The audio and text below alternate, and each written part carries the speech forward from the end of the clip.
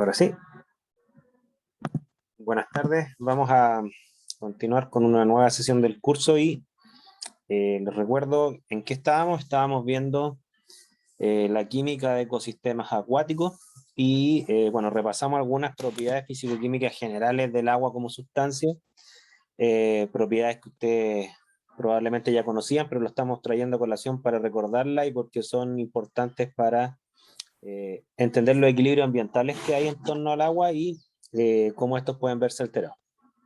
Y estamos viendo que junto con los parámetros físicos más importantes y los químicos más importantes está su transparencia y la radiación visible, su alta capacidad calorífica, su alta entropía de cambio de estado, la formación de puentes de hidrógeno que le da puntos de ebullición bastante elevados, una gran tensión superficial.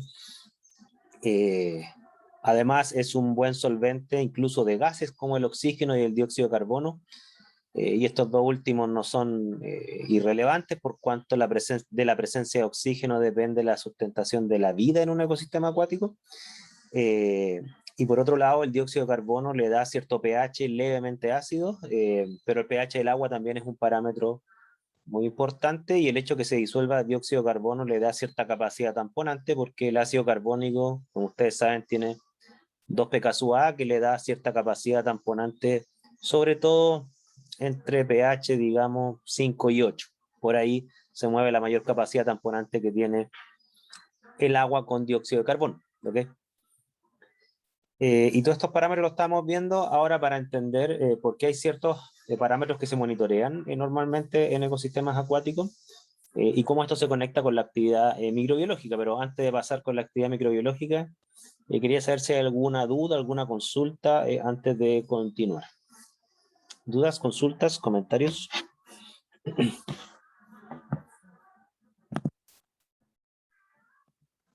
¿Profe? ¿Sí? Por ejemplo, si existiera una diferencia muy grande en el pH, o sea que el pH bajara mucho, o sea, no mucho me refiero a las consecuencias que podría traer, esto podría afectar a los arrecifes de coral, ¿no es cierto? Eso estaba leyendo. Sí, sí, mira, de hecho voy a mostrar una fotografía, o sea, es un esquema más que nada. Acá. A ver, hay que entender que si uno quisiera clasificar de un punto de vista químico un ecosistema acuático, podríamos decir que existen los siguientes tipos de reacciones. Por un lado, solubilizar gases, ya que para mí, bueno, dependiendo del tipo de gas, puede ser un cambio físico, un cambio químico, pero se solubiliza oxígeno y dióxido de carbono. El dióxido de carbono, como ustedes saben, tiene todas las propiedades de ácido-base porque se transforma en ácido carbónico. Por lo tanto, hay una química ácido-base que es intrínseca al agua, ¿ya? Y como decía su compañero, uno podría estimar, sabiendo un poco de química, ¿no es cierto?, que si yo disminuyo el pH, por cuanto hay cada vez más dióxido de carbono disuelto en el agua, ¿no es cierto?, eso va a bajar el pH, porque dióxido de carbono más agua es ácido carbónico, ¿ok? Va a empezar a bajar el pH. Pero aquí es donde viene el tema de qué cambios químicos gatilla una baja de pH. Uno de los cambios químicos que gatilla es aumentarle la solubilidad a los carbonatos. Es decir, si yo tengo una solución acuosa de pH, supongamos 6, y baja a pH 5, quiere decir que los carbonatos que están en el fondo marino, que pueden ser de sedimentarios, pueden ser corales, pueden ser de distintos tipos, esos van a empezar a disolverse, ¿ya? Porque ustedes saben que carbonato de calcio, por ejemplo, más ácido, les va a dar CO2 más agua, se va a disolver, ¿ya? Pero hay que entender que no solamente los carbonatos se podrían disolver. Cualquier sal de carácter básico se va a disolver. Los hidróxidos, los sulfuros, y así sucesivamente podría continuar, ¿ya? O sea, cualquier sal cuyo anión tenga propiedades ácido-base va a aumentar la solubilidad de esa sal a la medida que el pH va disminuyendo. Es lo que ustedes probablemente vieron en Analítica 1 cuando hablan del KPS condicional. A menor pH, los KPS condicionales son más altos. ¿Qué quiere decir? Que generan una solubilidad iónica mayor en agua. Y claro, los corales son uno de los ejemplos de eso. Uno, ¿ya? Ahora, estoy descontando los efectos del pH sobre la biota marina en general, porque también hay temas biológicos que, si bien es cierto, escapan este curso, no es, no es tan difícil intuirlos. O sea, si yo tengo un pH muy ácido, claro, va a afectar muchas propiedades biológicas, porque por ejemplo, hay varias proteínas que se desnaturalizan si es que uno altera mucho el pH. Las proteínas son canales por donde entran sustancias a las células, entonces desbalancea la bioquímica también. Eso no es trivial, ¿ok? Como algunos ejemplos. Ahora, la química de ecosistema acuático, estamos hablando que es un punto de vista ácido-base, precipitación, por lo que acabamos de decir, y también redox. O sea, la química redox es muy importante y la química redox estaría acá, mayormente, no exclusivamente. ¿A qué me refiero? Que por un lado ingresa oxígeno al agua, ¿ok? Y es importante que el agua tenga oxígeno disuelto, por cuanto los peces no podrían vivir si no hay oxígeno disuelto. Pero también hay que entender que hay fotosíntesis en el agua. Entonces, si yo tengo CO2 más agua y radiación UV, bueno, va a ocurrir la fotosíntesis, va a ocurrir la producción de, por ejemplo, microalgas. ¿Ok? Esa sería la reacción que da hacia la derecha. La generación de vida es un proceso desde un punto de vista químico reductor. O sea, reduce el carbono del CO2 a hidrato de carbono. O sea, pasa de carbono 4 a carbono menos 2. Pero, y aquí voy a llegar a la otra parte, ¿no es cierto? Es que esa es la química de la vida, pero la química de la muerte, ¿ok? Es decir, cuando muere el organismo, ocurre la reacción contraria. Es decir, la vida que va a tener mayormente carbono reducido va a consumir oxígeno en su proceso de desintegración para llevarlo a CO2 y agua o algo intermedio dependiendo de qué tanto oxígeno hay. O sea, la química de la vida reductora, la química de la muerte es oxidante. La materia orgánica se oxida ante la presencia de oxígeno. ¿Ya? Entonces ahí de paso respondo el tema de los corales e introduzco el tema que vamos a ver ahora, que es los equilibrios redox, que son súper delicados en ecosistemas acuáticos. Pero por favor, si tienen más dudas me lo dicen, ¿ya? Lo vamos discutiendo de a poco. Es decir, un cuerpo acuoso debe tener un pH neutro, neutro desde un punto de vista natural, no un punto de vista de la química pura. O sea, neutro estamos hablando de que tiene un poquito de CO2 y por lo tanto el pH de un cuerpo acuoso normalmente se mueve 5,5, 6 el agua dulce. El agua salada, que tiene mucho carbonato monoácido, normalmente llega hasta 8. Por ahí se mueve entre 5,5 y 8 la mayoría de los cuerpos acuáticos naturales. ¿Ya? Bajo eso es muy raro y normalmente la vida no es muy sustentable. Sobre eso también es bastante extraño. ¿Ya? Y normalmente la vida como la conocemos no es muy sustentable, que digamos. pH saludable o sustentable. Una cantidad de oxígeno disuelto. No puede haber ausencia de oxígeno en un cuerpo acuoso. Los peces lo necesitan. ¿Ok? Y también hay materia orgánica en descomposición y cuando se descompone consume oxígeno. Entonces hay un equilibrio entre el oxígeno que llega al agua, que mantiene el oxígeno alto, y la materia orgánica de que se descompone que va consumiendo ese oxígeno. Y ahí hay un límite de oxígeno más o menos natural, que lo vamos a ir viendo. Hay normas para eso, ¿ya? Que han estudiado más o menos cuando un cuerpo acuoso tiene un nivel de oxígeno que podría sustentar la vida. ¿Ya? Profesor, disculpe. ¿Sí? Pero, la variación del pH también podría influir en el equilibrio redox, ¿no? Porque influye en los potenciales de reducción. Claro, por supuesto, por supuesto. O sea, ustedes saben que los equilibrios finalmente se acoplan. O sea, los equilibrios ácido-base se acoplan a los equilibrios de solubilidad y se acoplan a los equilibrios redox. Por eso las reacciones ácido-base influyen tanto en la solubilidad como en los potenciales redox. Eso es lo que ustedes ven en Analítica 1, claro, lo ven con un contexto más volumétrico. O sea, cómo entender esto para la volumetría en química analítica. Pero eso es aplicable a cualquier sistema acuoso, no solamente a un material del Meyer con el cual ustedes hacen una valoración. Ya, pero tiene razón su compañero. O sea, de hecho, las sustancias oxidantes son mucho más oxidantes, casi todas, a pHs ácidos que a pHs básicos. Por ejemplo, el ácido nítrico, o sea, el nitrato, es más oxidante a pH ácido como ácido nítrico que como nitrato. El potencial redox baja mucho cuando vamos aumentando el pH. Entonces, claro, esa es la razón por la cual el nitrato no es tan oxidante en un cuerpo acuoso más o menos neutro. Pero si ustedes llevan una solución de nitrato a pH 1, se vuelve sumamente oxidante. ¿Sí? ¿Tienes tú? Tengo el micrófono abierto. Lo mismo pasa con el oxígeno. El oxígeno es mucho más oxidante a pH ácido que a pH básico. El potencial redox del oxígeno cae enormemente a medida que yo voy aumentando el pH. Entonces, todo esto está acoplado. Entonces, claro, un desequilibrio del pH son tantos los efectos que tiene que es imposible predecir cuál sería la magnitud del efecto. Lo único que sabe es que el efecto va a ser negativo. Si es que yo acidifico, por ejemplo, un cuerpo acuoso.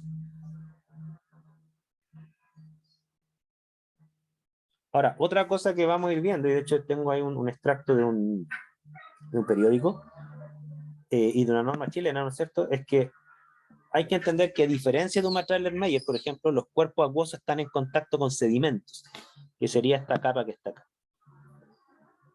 Y aquí piensen ustedes lo siguiente, miren. En general, cuando uno, por ejemplo, descarga metales a un cuerpo acuoso, llamemos metales en el amplio sentido de la palabra, no solo metales de transición, como en la mayoría de la gente conoce al hierro, el cobre, el plomo, ¿no es cierto?, el mercurio. No, estamos hablando de metales también como el calcio, el magnesio. Cuando uno descarga metales a un cuerpo acuoso, como el cuerpo acuoso va a tener ciertos niveles de CO2 y por lo tanto va a tener algo de carbonato y bicarbonato en solución, claro, generalmente los metales cuando se descargan en un cuerpo acuoso tienden a precipitar. ¿Ok? Por ejemplo, si yo descargo calcio a un cuerpo acuoso, probablemente gran parte de ese calcio va a precipitar como carbonato de calcio y se va a ir al sedimento. Si yo descargo, por ejemplo, cobre a un cuerpo acuoso, gran parte de ese cobre va a precipitar como hidróxido de cobre. Lo mismo va a pasar con el hierro, lo mismo pasa con el mercurio. O sea, casi todos los metales precipitan ya sea con carbonatos o con hidróxidos, que son muy abundantes en los cuerpos acuosos. ¿Ya?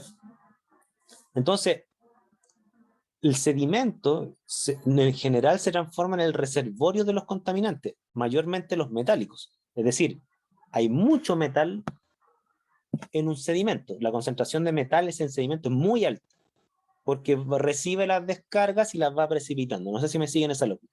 ¿Ya? Entonces, ¿qué es lo que pasa? Que si yo acidifico un cuerpo acuoso, voy a hacer el proceso contrario. Voy a redisolver metales y los voy a llevar al agua. Entonces, una descarga ácida incrementa enormemente el contenido de metales disueltos en el agua. ¿Se acuerdan que ustedes que en la clase pasada vimos la diferencia entre un cuerpo acuoso, lo que se entiende por disuelto y lo que se entiende por particulado?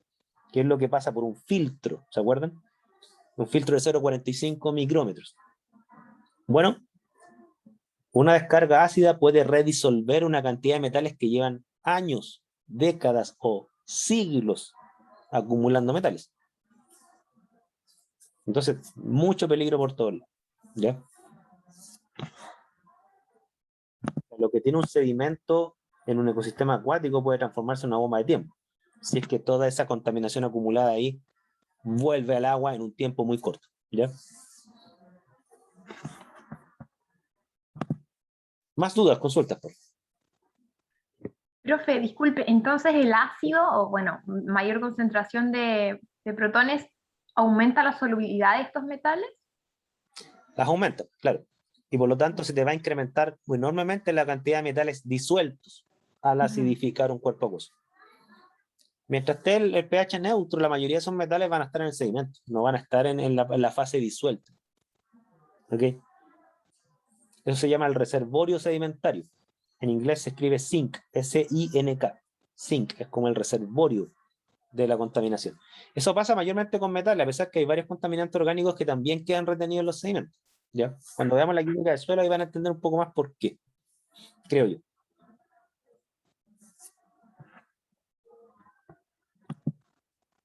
Más dudas, consultas.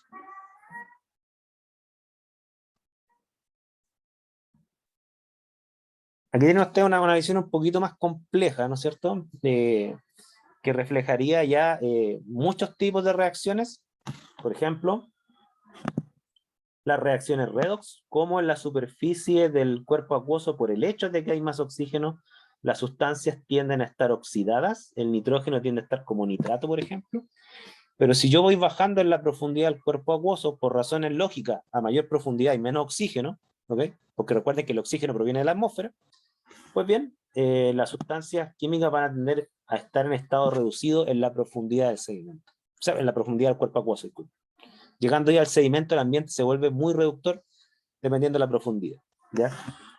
Y claro, como yo les decía, el CO2 cuando se disuelve en agua forma ácido carbónico, pero el ácido carbónico, ustedes saben que en general tiene tres formas químicas de ácido-base: el carbonato monoácido, el carbonato libre y el ácido carbónico, que es CO2 más agua. Y aquí está lo que yo les decía, ¿no es cierto? Claro, como hay algo de carbonato proveniente del CO2, o sea, una fracción muy pequeña de ese CO2 queda como carbonato libre, bueno, va a regular las reacciones de precipitación de cationes metálicos mayormente divalentes que precipitan con carbonato. Es cosa que ustedes vean cuáles son los KPS del carbonato y ustedes van a encontrar que KPS muy pequeños hay con calcio, con magnesio, con plomo, ¿ok? Lo cual hasta cierto punto es bueno. Bueno, entonces es muy común encontrar en las capas sedimentarias mucho carbonato, mucho sulfuro, algo de sulfato, son pocas las sustancias de sulfato que son insolubles, pero sulfato de plomo, por ejemplo, ustedes pueden encontrar ahí, ¿ya? Mucho fosfato también van a encontrar ahí. Los fosfatos de calcio, por ejemplo, son bastante insolubles, y así sucesivamente. Entonces hay una reacción de lixiviación desde lo que está precipitado en el sedimento hacia el cuerpo acuoso, y qué tanto se lixivia va a depender del equilibrio mayormente ácido-base, ¿ya? Puede que sea baja esa lixiviación, puede que sea mucha, depende de la química ácido-base. Entonces, claro, si hay una descarga industrial ácida a un lago, ustedes ya se pueden imaginar cómo desequilibraría esto enormemente y podría aniquilar la vida, o volverla insostenible, o volverla muy precaria, o sea, muy pocas especies sobrevivirían. Eso va a depender obviamente de la magnitud de la contaminación. Pero la química ácido-base no es la única que altera, ¿ya? Si ustedes me hicieron preguntas de la química ácido-base, ahí tienen ustedes algunos ejemplos de algunos típicos efectos que generaría una descarga ácida, ¿ya? Y de hecho el pH es un parámetro que se mide y se normaliza dependiendo del tipo de cuerpo acuoso. Hay normas para pH de agua dulce, pH de agua salada, pH de agua potable para beber, ¿no es cierto? Las normas de agua son muy amplias porque hay distintos tipos de agua, ¿ok? No hay una norma para agua, o sea, depende del agua que estemos hablando. Hay normas para lagos salados, normas para mar, normas para río. No es la misma, ¿ya? Hay que tenerlo muy claro.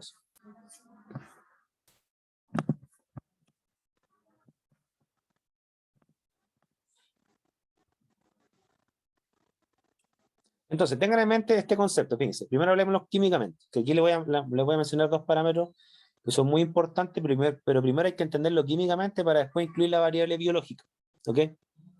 Lo primero, químicamente, un lago tiene un perfil redox, oxidante en la superficie, reductor en la profundidad. Ese es el perfil redox, que tiene que ver con, como les mencioné, con que mayormente hay oxígeno más en la atmósfera y por lo tanto la superficie del agua, que es la que está en contacto con esta, tiene más oxígeno disuelto.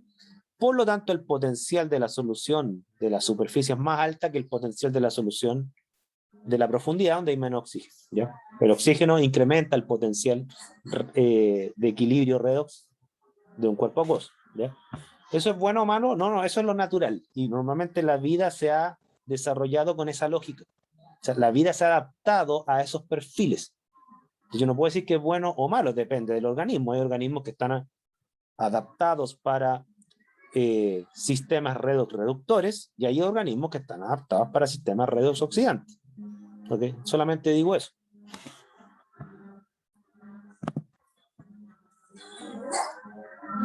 Ahora, ¿dónde esto se complejiza un poco? Disculpen la diapo media antigua, pero no encontré una diapo mejor. Esto se complejiza cuando nosotros entendemos que en un ecosistema acuático no hay solo sustancias químicas. Hay vida, y cuando digo hay vida que existe y hay vida que se genera. ¿Ok? Y aquí hay una reacción o una ecuación bien famosa, porque a nosotros los químicos nos permitió comprender el efecto químico que tiene la biología del agua. Repito, o sea, esto es un curso de química ambiental. Obviamente nos centramos en los componentes químicos, pero la vida afecta a la química de los ecosistemas acuáticos. Y esta ecuación de Stunk, que se llama, que es la ecuación de formación de biomasa de algas, nos permite a nosotros entender más o menos cuál sería el efecto de la actividad microbiológica, el efecto químico que tiene la actividad microbiológica. ¿Ya? Me explico. Como yo les dije, cuando tenemos un cuerpo acuoso saludable, donde se están produciendo algas, ¿no es cierto? Ocurre esta reacción que está acá. Los reactantes serían los que están acá arriba, ¿ok? Que sería CO2, obviamente, agua, que es lo típico de la fotosíntesis, pero también hay que entender que la vida no es solamente carbono, hidrógeno y oxígeno, también hay nitrógeno y fósforo, también forman parte de la producción de biomasa. Y aquí está la influencia que tiene la presencia de la fuente de nitrógeno para la vida, que es nitrato, y la fuente de fósforo para la vida acuática me refiero, microalgas, que es fosfato monoácido. Fosfato en general, ¿ya? Ahora, fíjense, les voy a hacer una pregunta, a ver si la vislumbro, ¿ya? Esa reacción es una reacción general, o sea, obviamente que hay muchas etapas en esta reacción, pero esta sería la reacción general, ¿ok? Ahora, como toda reacción química, normalmente hay un reactivo limitante, ¿ok? Normalmente hay un reactivo limitante. ¿Quién creen ustedes que es el reactivo limitante para que se produzca vida? Entendamos que la vida es la flecha que va hacia abajo, ¿ok? Es decir, tienen que mezclarse todos esos componentes en distintas etapas, obviamente, para producir vida, ¿ok? Esta sería una estructura tipo de la vida. O sea, es tipo porque obviamente la vida tiene distintos compartimentos, no es una forma empírica tan simple, ¿no es cierto? Pero hay que entender que tiene cierta proporción de carbono, hidrógeno, oxígeno, nitrógeno y fósforo. Ahí estaría la biomasa, ¿ok? ¿Cuál sería el reactivo limitante? O sea, de los reactantes de arriba. ¿Cuál creen ustedes que sería el limitante? ¿Qué es lo que menos hay molarmente y proporcionalmente hablando en la naturaleza? A ver, piénsenlo. Hablando de un cuerpo acuoso.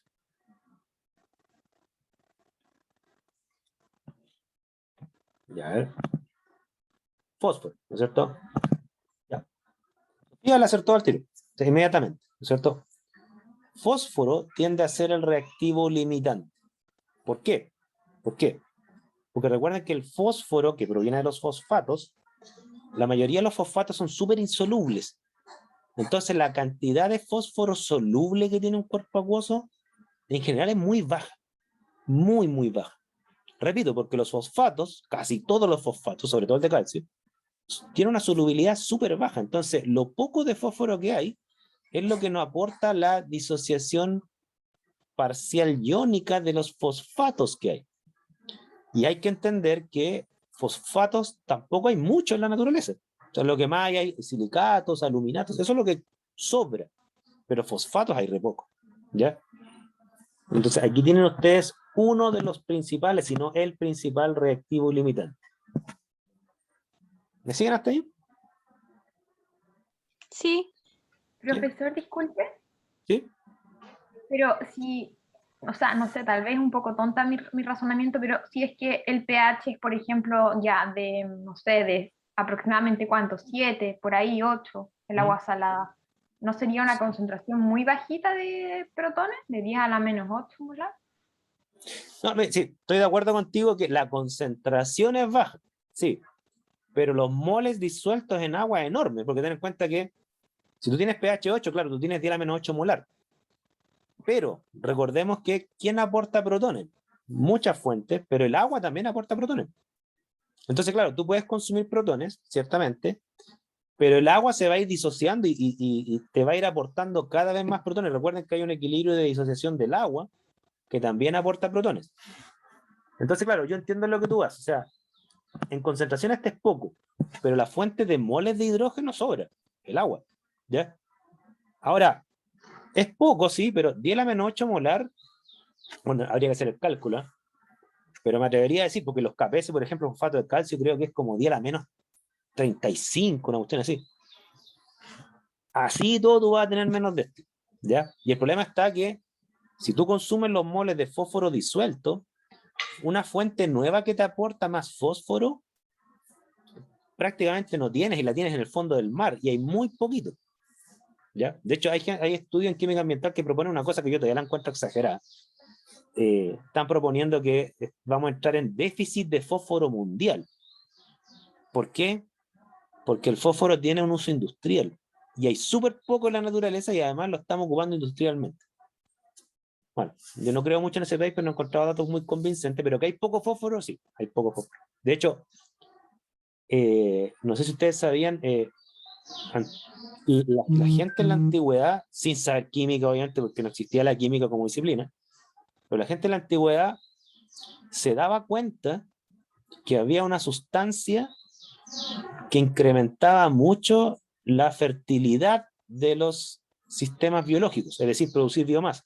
Estoy refiriendo al suelo, no al agua, pero al principio el mismo, ¿ya?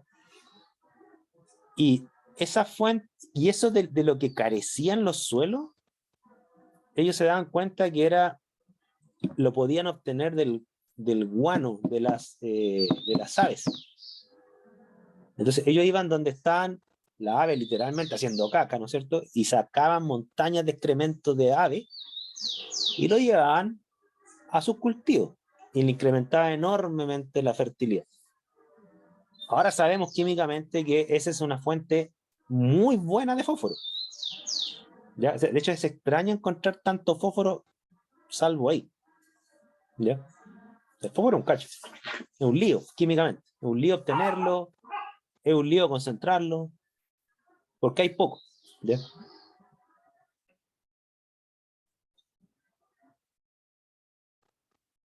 Ahora, otra cosa importante, el segundo reactivo limitante, o sea, después del fósforo, ¿no es cierto?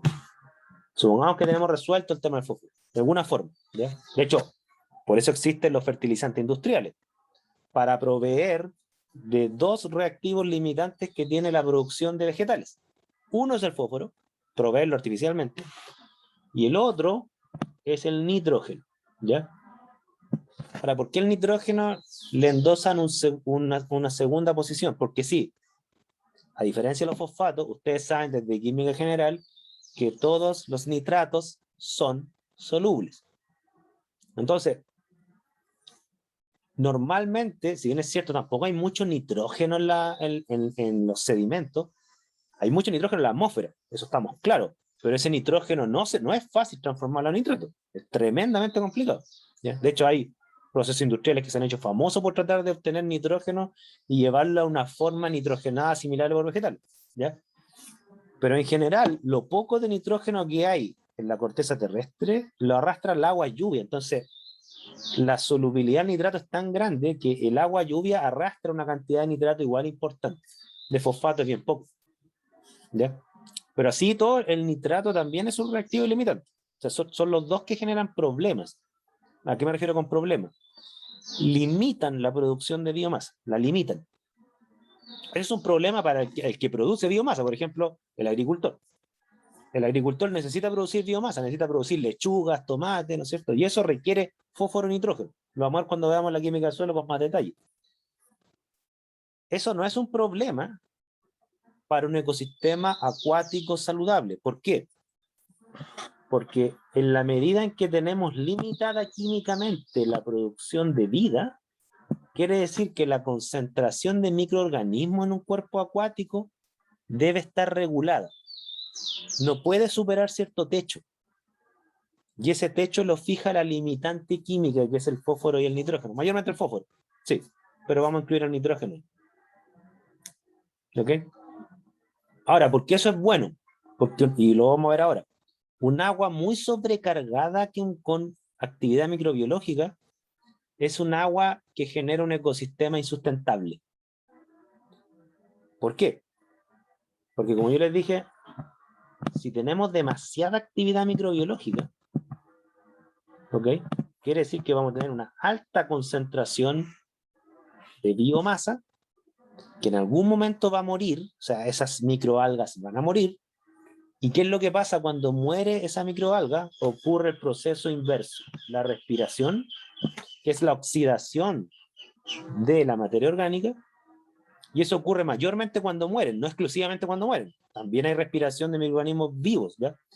Pero mayormente cuando muere esos microorganismos, se comienzan a oxidar y empieza a ocurrir la reacción inversa. ¿Y qué es lo que pasa con la reacción inversa? Comienza a consumir el oxígeno disuelto. ¿Ok? Entonces, cuando los microorganismos mueren, consumen oxígeno del agua. ¿Ya? Y si hay demasiados microorganismos en un cuerpo acuoso, van a consumir todo el oxígeno y podrían aniquilar la vida. ¿Se fijan? No sé si ven como el delgado equilibrio entre tener algo de microorganismo, porque necesitamos algo, obviamente. Si no hay algas, no hay base de cadena trófica. Hay peces que comen algas, ¿ok? Y hay peces que comen peces. Entonces, yo no digo que no existan algas, tiene que existir algas. Pero en la medida que está limitada, se logra el equilibrio entre una mínima cantidad de algas para que exista vida, pero tampoco que exista mucha alga para que cuando muera esa alga nos consuma el oxígeno. Ahí está el equilibrio. Díganme si lo ven, ¿ya? Aquí no hay dos Profe, posiciones buenas o malas, ¿sí? una consulta, parece que no está relacionado al tema, pero es como lo que ocurrió con la marea roja, cuando aparecían muchos peces muertos y algas. Sí, mira, hay una hipótesis, porque ese tema de la marea roja igual generó polémica, ¿ya? Véanse la charla de Marcelo Mena que le subí, él también se refería a ese caso. Y ahí pasó algo que apunta a lo que tú dices, al parecer, que hay gente que defiende esa hipótesis, yo es la que más creo, de hecho. Claro, ¿qué pasó? Pasó un fenómeno como, al parecer, pasó un fenómeno que es más o menos el siguiente. Se incrementó... disculpe, se me prendieron las personas y tengo que apagarlo. Deme un segundo. 5 segundos, no quiero desperdiciar agua.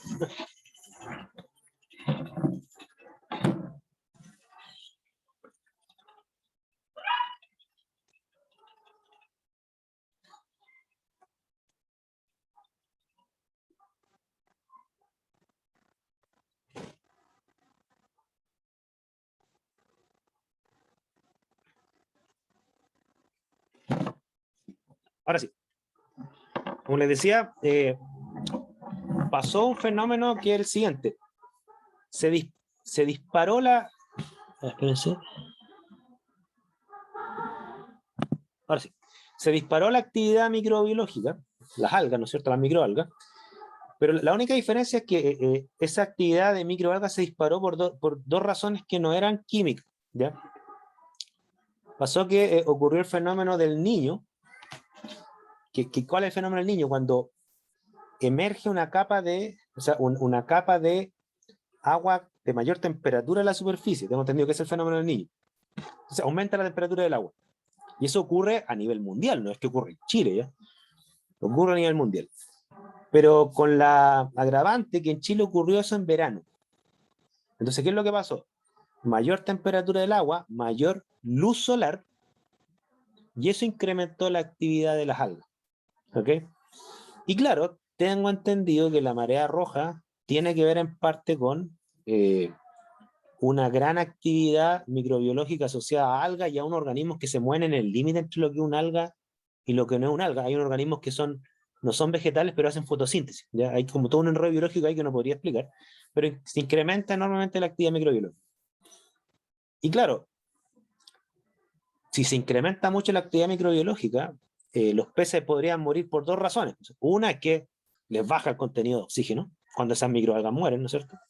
Y ahí podrían morir peces. Pero también hay que entender que la marea roja también arroja toxinas, o sea, esas algas ya excretan como toxinas. Entonces también podrían morir por el lado de la toxina, ¿ya? Ahora, cuando ocurrió eso, ocurrió a nivel mundial. O sea, si bien es cierto, aquí en Chile se vieron costas llenas de peces y crustáceos muertos, ¿ok? y los pescadores de la zona decían que nunca habían visto eso, pero también hay que entender que eso ocurrió no solo en Chile, de hecho ocurrió en todo el eje del Océano Pacífico, llegando casi a Europa, ¿ya? Agarró parte de Estados Unidos, ¿no es cierto? Incluso agarró una parte de Europa esto, que es una cosa ya como ya está cambiando de océano prácticamente, ¿ya? Entonces, fue un fenómeno mundial. Ahora, ¿por qué se le endosó esto a como a que a Chile se dio particularmente? Porque justo coincidió con la descarga de salmones muertos que tuvieron, unas salmoneras tuvieron una mortandad muy grande de salmones y no tenían dónde botarlo.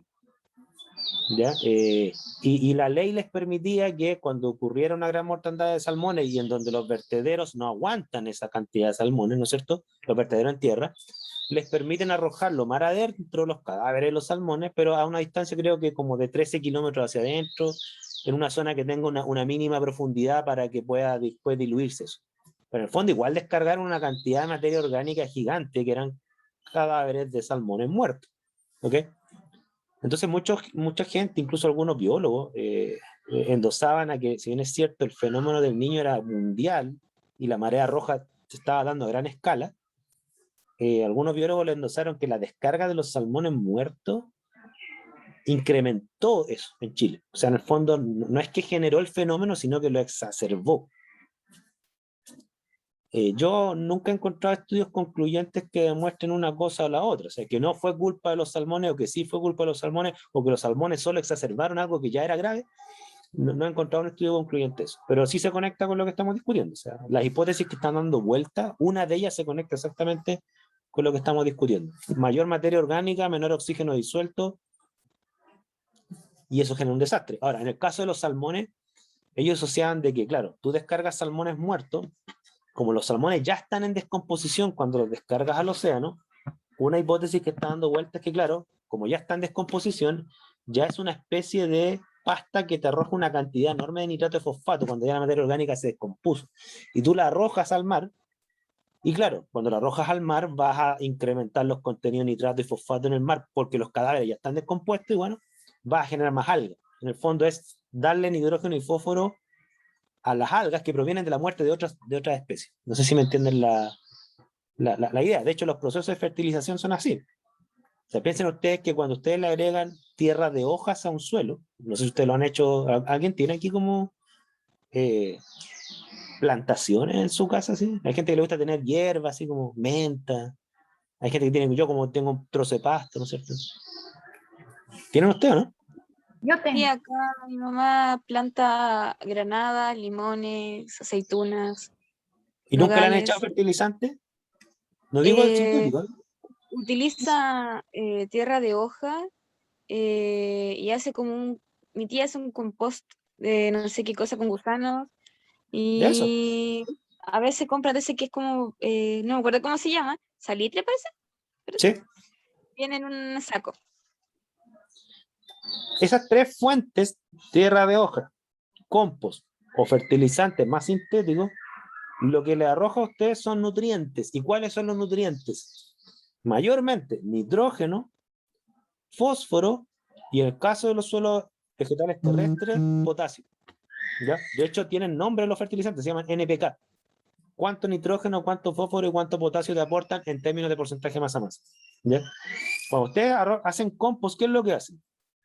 Toman la degradación de materia orgánica que son trozos de plantas que murieron, ¿no es cierto? Normalmente los compost buenos son con plantas, ¿no es cierto? Cáscara de tomate, ¿sí? Yo también hago lo mismo en mi caso, o sea, yo en vez de botar las cáscaras de tomate o de cualquier vegetal que me como, lo que me sobra, lo tiro a un trozo de la tierra, lo muelo con la pala, llegaron los gusanos solos, no tengo que hacer nada, y se va degradando. ¿Y qué es lo que hace uno con esa materia orgánica degradada? Esa materia orgánica degradada es rica en nitrógeno y fósforo. Esa materia orgánica uno la arroja a su árbol, lo que uno quiera. ¿Por qué? Porque los suelos tienden a perder nitrógeno y fósforo mayormente. Eso es lo que pierden. No sé si me siguen. En el caso del océano es lo mismo. O sea, la forma de fertilizar un sistema para que produzca vegetales es darle nitrógeno y fósforo. ¿Y de dónde le saco nitrógeno y fósforo? De cadáveres de otros seres vivos. Es como cruel decirlo, pero es. ¿Ya?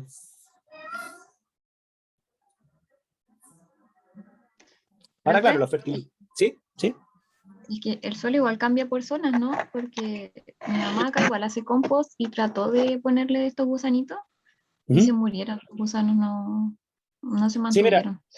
yo no tengo la expertise de cómo hacer que sobrevivan los gusanos. En mi caso, yo me daba cuenta que habían gusanos porque se me llenaban el patio de pájaros que andaban picoteando y se llevaban los gusanos, se los llevaban, se lo llevaban en sus picos, ¿no es cierto? Entonces yo dije, bueno, mi suelo tiene gusanos. ¿Y qué es lo que hice yo? Simplemente hice un hoyo, eché las cáscaras ahí de todo lo que me sobraba de los vegetales y yo lo muevo de vez en cuando, ¿no es cierto? Y los gusanos salen solitos, hay gusanos, hay chanchitos, estos que se enrollan, ¿no es cierto? Yo le llamo chanchitos, no sé cómo se llama, estos que se vuelven como bolitas. Y la gente que le pega la parte biológica, todos me dicen, no, tu suelo está, tu compost está saludable. Yo no hago compost así profesional. Hay gente que toma unos reactores, le agrega aparte los gusanos, le agrega como una capa de tierra, no, yo no soy tan pródigo, pero me ha funcionado, ¿ya? Y el principio es exactamente el mismo, es químicamente bueno, químicamente generar nitrógeno y fósforo disponible. ¿Y dónde lo sacamos? De la materia orgánica que al descomponerse deja disponible el nitrógeno y el fósforo, o sea, lo libera de las capas celulares porque se destruyen, ¿no es cierto?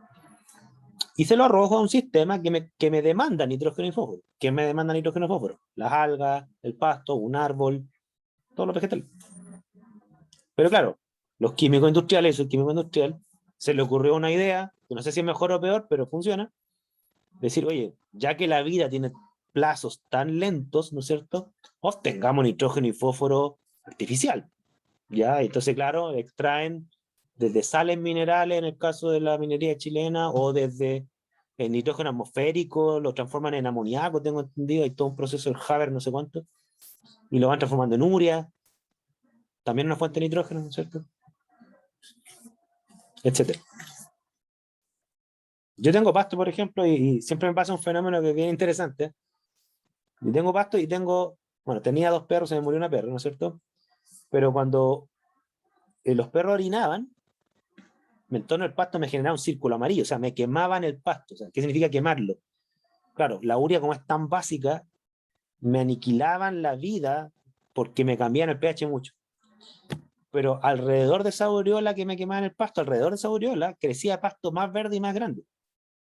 Claro, yo lo asociaba a que, claro, como la urea arroja una cantidad de nitrógeno enorme, claro, el suelo que resiste ese cambio de pH se vuelve más fértil. El suelo que no resiste ese cambio de pH, claro, me aniquila el pasto. ¿Y yo qué tengo que hacer? Tengo que literalmente regular el pH nuevo, o sea, hacer un hoyo, sacar ese pedazo de suelo ya infértil y restituirlo con un suelo nuevo, literalmente.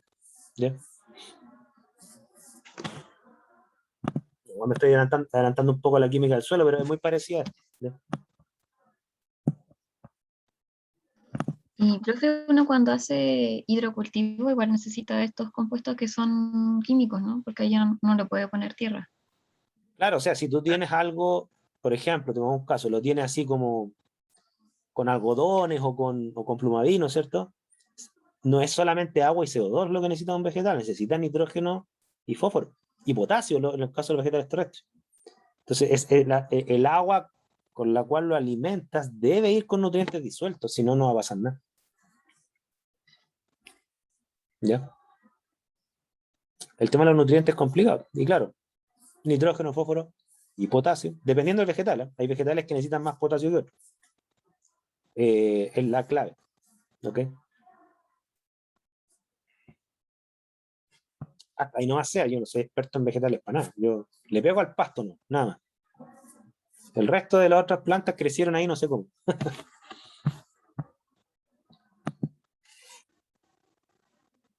Ahora, cuando yo corto el pasto, yo evito, dentro de lo posible, botarlo a la basura. O sea, ¿qué es lo que hago? Echo ese mismo pasto mezclado con las cáscaras de tomate y todo eso, para que se degrade y ahí tengo una fuente de nitrógeno y fósforo. Entonces así, bajo la basura, ¿no es cierto? Y después ese mismo pasto me sirve, al degradarse, me sirve como reconstituyente de nutrientes del suelo. ¿Ya?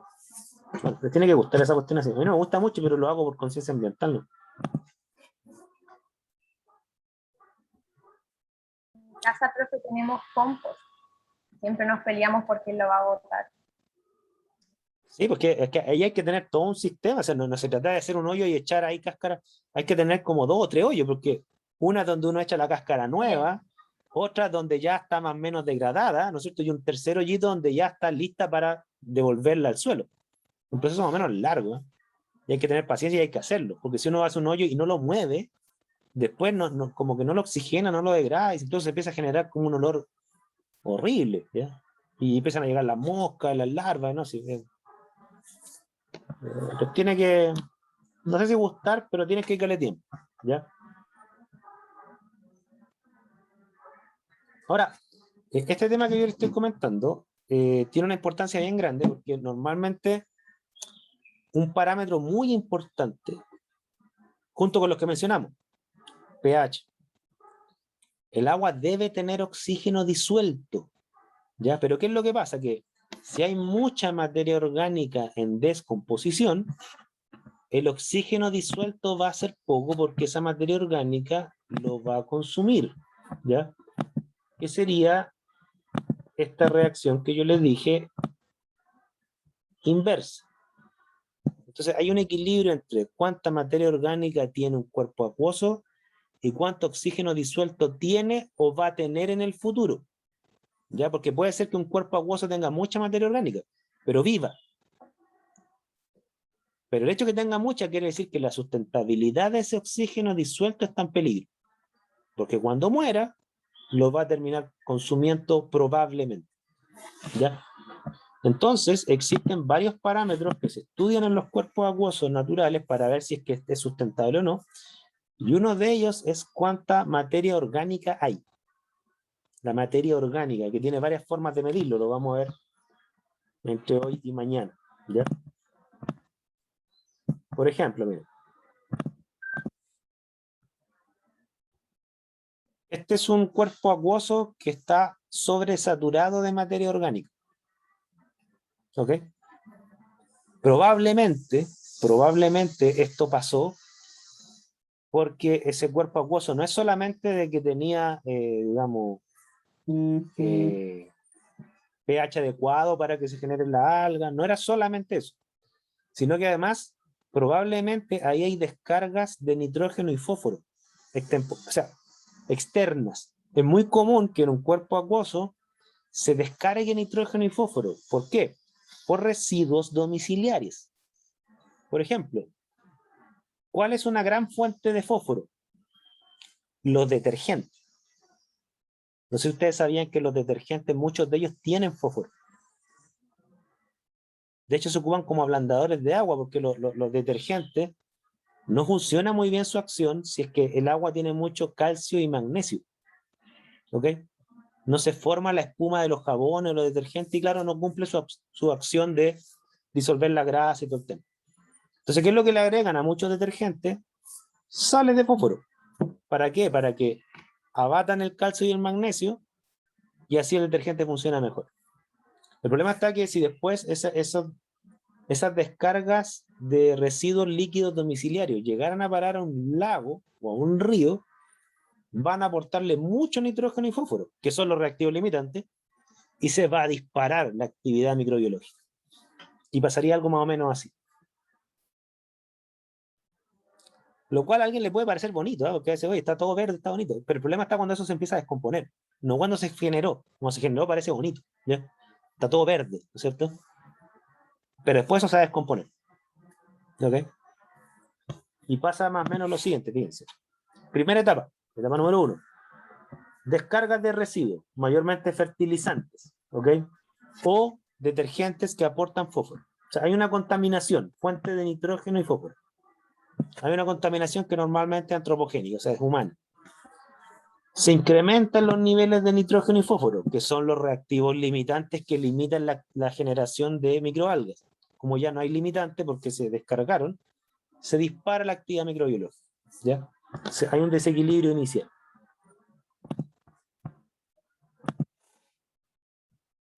Segunda etapa, comienza la proliferación de algas, ¿ya?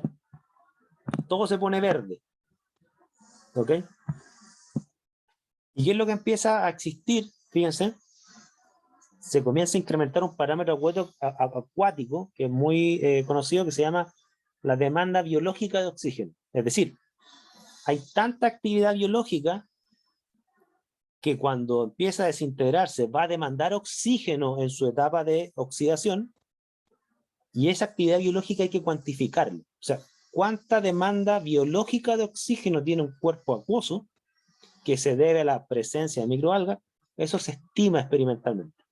Si tiene demasiada demanda biológica de oxígeno, es decir, hay demasiados microorganismos que consumen oxígeno, la estabilidad de ese cuerpo acuoso para mantener un nivel de oxígeno adecuado para la vida es poco probable. ¿Ya? Se dispara la proliferación de algas, microalgas. Paso 3, esas microalgas empiezan a morir. ¿Ok? Y al morirse, ¿qué es lo que va a pasar? ¿No es cierto? Van a disminuir la cantidad de oxígeno disuelto, pero no solamente las profundidades. Y como yo les dije, generalmente las profundidades tienen poco oxígeno, eso es como lo natural. Van a empezar a disminuir el oxígeno disuelto de la superficie. Entonces, el lago o el cuerpo acuoso normalmente estancado se vuelve reductor en su totalidad. No solamente en su profundidad, que ahí siempre es reductor naturalmente, se vuelve reductor hasta en la superficie. ¿Okay? Los sedimentos comienzan a acumular una gran cantidad de materia orgánica porque esas algas comienzan a desintegrarse y comienzan a caer. ¿Okay? Y claro, ¿sí?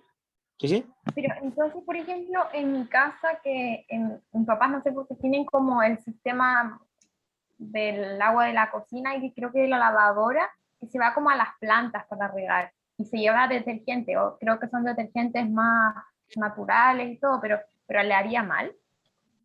Lo que pasa es que ten en cuenta que esto le hace mal a los ecosistemas acuáticos, no a los ecosistemas terrestres. ¿Ya? Ah, ya, no es Pero, terrestre, si tú le arrojas residuos domiciliarios que tienen fósforo, nitrógeno a un suelo, lo vuelve más fuerte, más fértil el suelo, no hay problema. Pero ¿dónde podría estar el peligro? No digo que pase en tu casa, pero ¿dónde podría estar el peligro?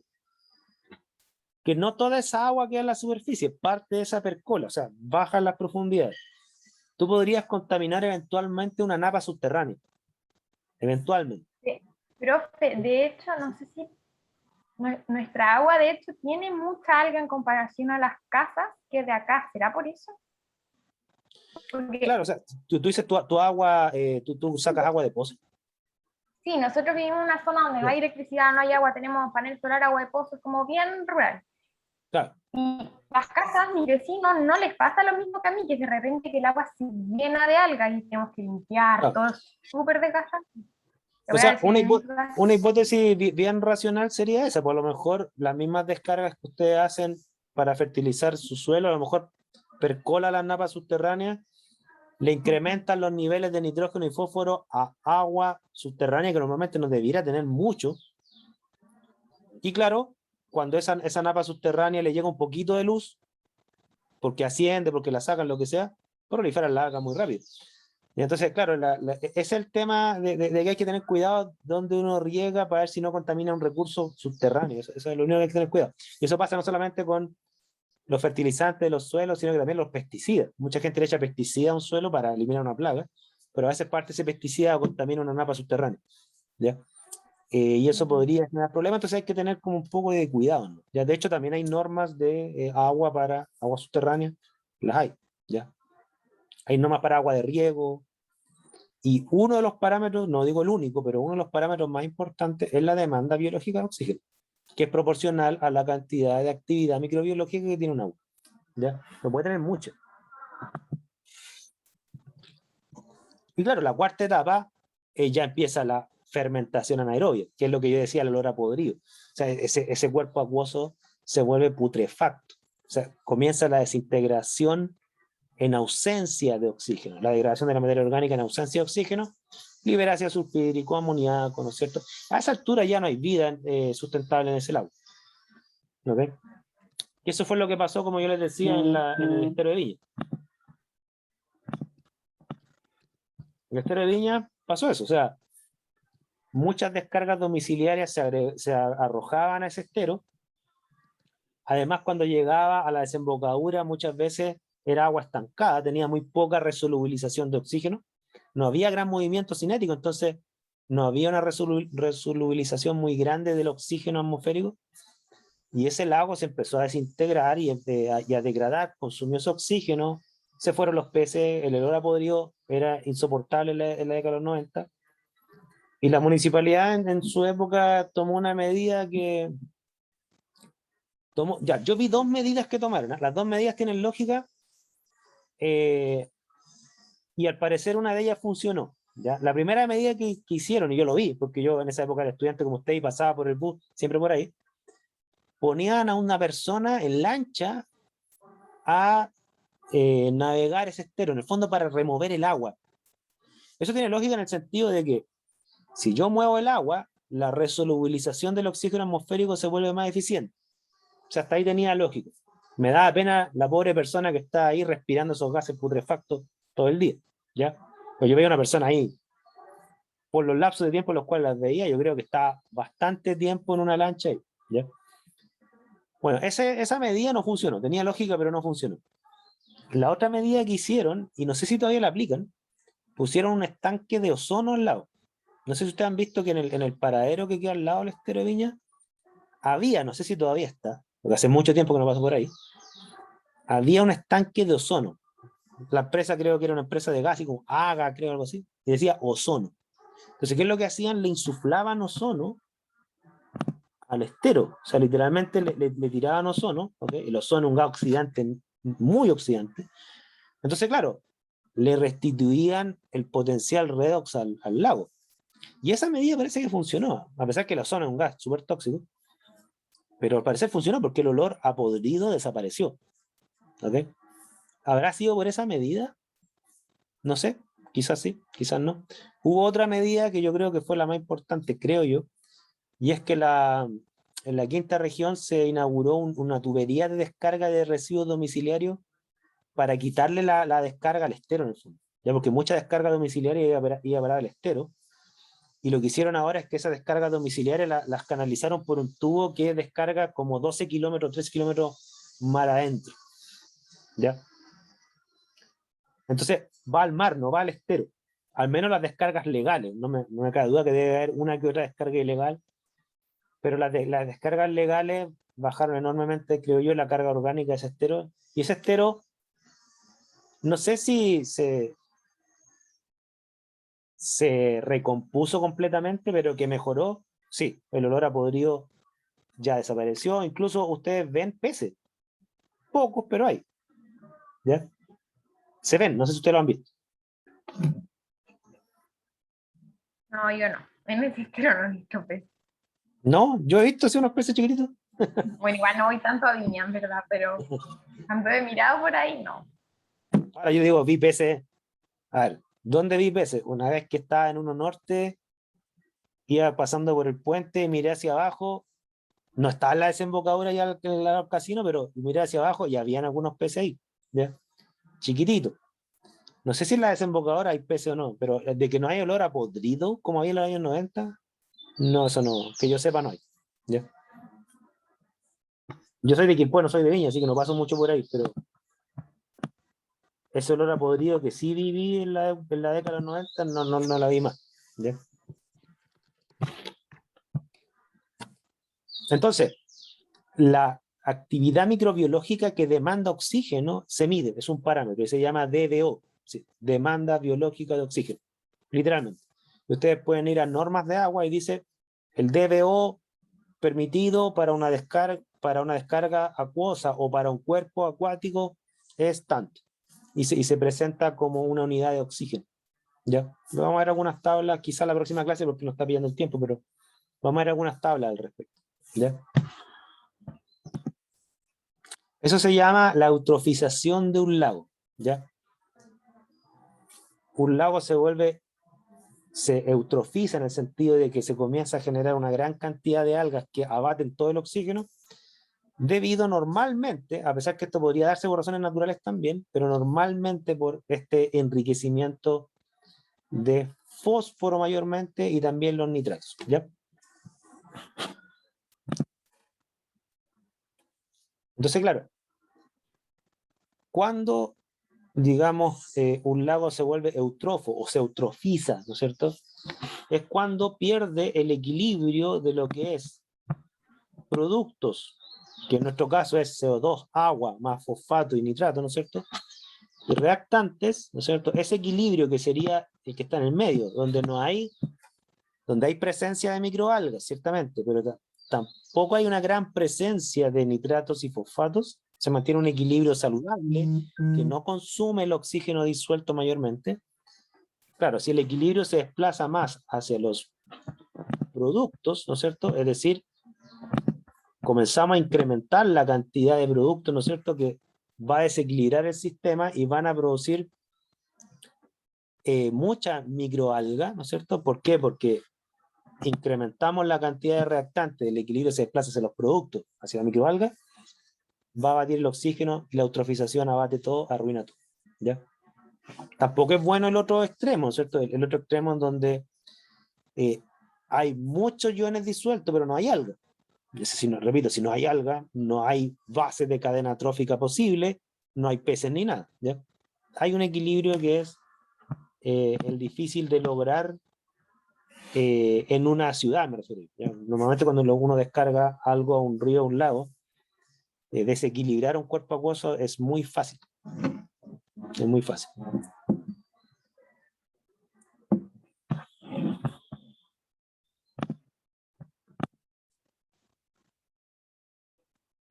Ya.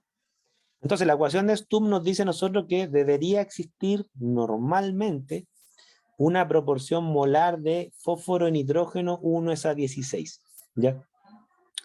Y como el fósforo en general tiende a haber menos que nitrógeno, claro, cuando se desequilibra el fósforo, esa es como la tendencia a una potencial eutrofización, ¿ya? Ahora, esta es la razón por la cual en la mayoría de los países que tienen cierto grado de desarrollo, y cuando digo cierto grado, es un grado de desarrollo que nosotros conseguimos más o menos como a mediados de los 90, las descargas domiciliarias no se hacen directamente sobre un ecosistema acuático. ¿Qué es lo que se hace normalmente? Se utilizan plantas de tratamiento. Esto es un campo ya más ingenieril, pero se los voy a mencionar. O sea, cuando ustedes, por ejemplo, o sea, cuando nosotros descargamos residuos líquidos, ¿no es cierto?, que provienen de nuestro baño, de nuestra cocina, ¿no es cierto?, los descargamos, ¿hacia dónde va a parar eso? Antes llegaba e iba a parar a un cuerpo acuático natural, ¿ok? Lo más diluido posible, ¿no es cierto?, lo más alejado de la ciudad, todo lo que ustedes quieran, pero iba directamente a un cuerpo natural. Iba sobrecargado de materia orgánica, ¿ok? ¿Qué es lo que se hace hoy en día? Va a una planta de tratamiento. ¿Qué es lo que hace esa planta de tratamiento? Bueno, muchas cosas, pero una de sus principales roles, no el único, ¿no es cierto?, es bajarle la materia orgánica al residuo domiciliario, ¿ok? Tiene una serie de etapas y de reactores químicos y biológicos que le bajan la carga orgánica antes de llevar ese residuo a la naturaleza, ¿ok? Por ejemplo, en Santiago hay una planta bien grande de tratamiento de agua, y eso más o menos se inauguraron como en la época de los 90, para que ustedes se hagan una idea, ¿ok? Y así todo, esa agua tratada igual se descarga mar adentro, o sea, nunca se descarga en la costa ni nada por el estilo, a pesar que va tratada y se han abatido muchos contaminantes, orgánicos e inorgánicos.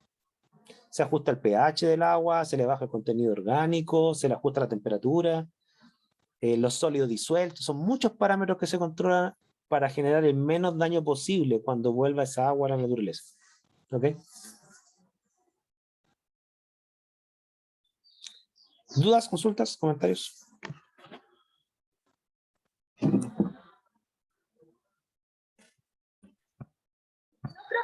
Al menos ¿No? que no. Ya. Bueno, ahí están los componentes entonces de los detergentes, ablandadores de agua. Los detergentes generan problemas con esto, ¿no es cierto? Los fertilizantes también pueden generar contaminación de cuerpos acuosos. Repito, como les dije a su compañera, ¿no es cierto? No se trata de que el fertilizante es malo para el suelo. Bueno, la contaminación que puede generar sobre cuerpos acuosos es lo peligroso, ¿ya? Y bueno, puede generar ciertos problemas que como la eutrofización. Ya. Entonces tenemos ya 4 parámetros que hemos revisado. Y cualitativamente, vamos a ver tabla la próxima clase.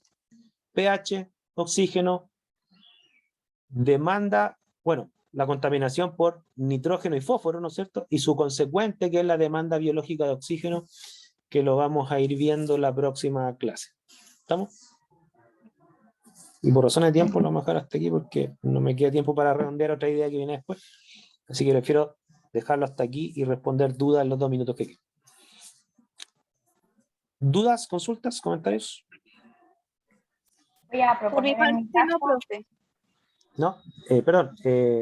Mary, ¿hablaste? Sí, yo. ¿Sí? Lourdes. Dime, Lourdes. Me parece que habló otra compañera, si quiere hablar primero. Mary. No, profe, que hable ella. Ah, ya hablaste. Bueno, Ya, súper. que Lourdes. voy a proponer en mi casa a ver si es que lo de las algas en el estanque es por los detergentes que tiran a las plantas. Sí. Porque igual es Sí, raro, sí, sí. no nos da explicación. Sería Mira, genial si podemos eliminar eso. ahí tengan cuidado porque el normal, lo que se tiende a hacer, tengo entendido en casa de campo, es que las descargas domiciliarias se echan a un estanque que lo retira la municipalidad. Y esa municipalidad se lo lleva a la planta de tratamiento. ¿Ok? Entonces, claro, yo entiendo que uno podría descargar el agua de la cocina, porque claro, el agua del baño obviamente está con una carga orgánica que nadie la quiere, ¿no es cierto?